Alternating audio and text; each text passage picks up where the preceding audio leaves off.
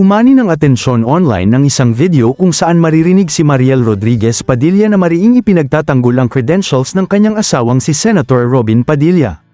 Ibinahagi ang video sa X, dating Twitter, ng isang account na gumagamit ng pangalang Laytera ni Daddy.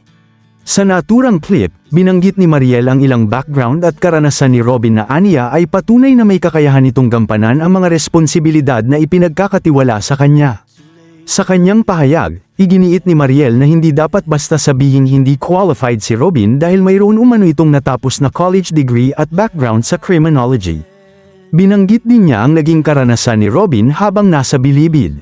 Ayon kay Mariel, habang nasa bilibid nakapagpasa ng batas si Robin, bagay na tila kinwest iyon ng mga netizens.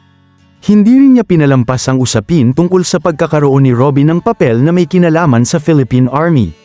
Ayon sa kanyang pahayag, nabigyan si Robin ng tungkulin na nakaugnay sa communication at strategic planning.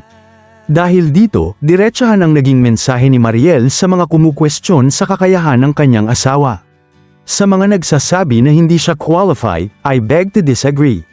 He is more than qualified, ani Mariel sa video.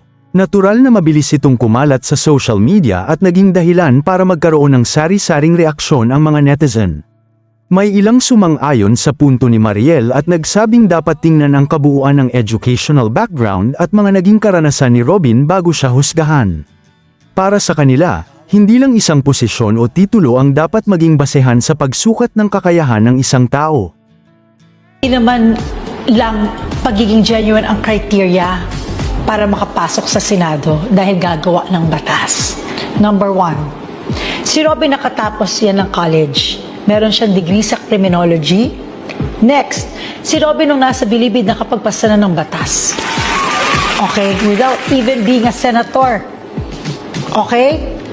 Number 3, sa tingin niyo ba ang Philippine Army, bibigyan siya ng ganun kalaking role, ganun kalaking responsibility sa Philippine Army, na siya ang in charge of communications at strategic planning? Kung sa tingin nyo, hindi siya qualified. Diba? Ang Philippine Army?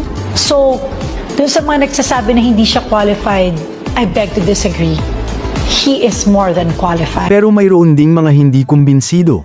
May mga netizen na nagtanong kung sapat ba ang mga nabanggit na credentials upang patunayang kwalipikado ang isang tao para sa partikular na posisyon o responsibilidad. May ilan ding nagsabing mas mabuting suriin ang eksaktong qualifications at requirements ng posisyong pinag-uusapan kaysa umasa lamang sa personal na depensa. May mga naging mas emosyonal naman ang reaksyon, habang ang iba ay ginawang pagkakataon ng viral video para muling talakayin ang track record at public service ni Robin. Sa ngayon, patuloy na pinag-uusapan online ang pahayag ni Mariel. Muling ipinakita ng insidenteng ito kung gaano kabilis kumalat ang isang maikling video sa social media, lalo na kapag may kinalaman ito sa isang kilalang personalidad.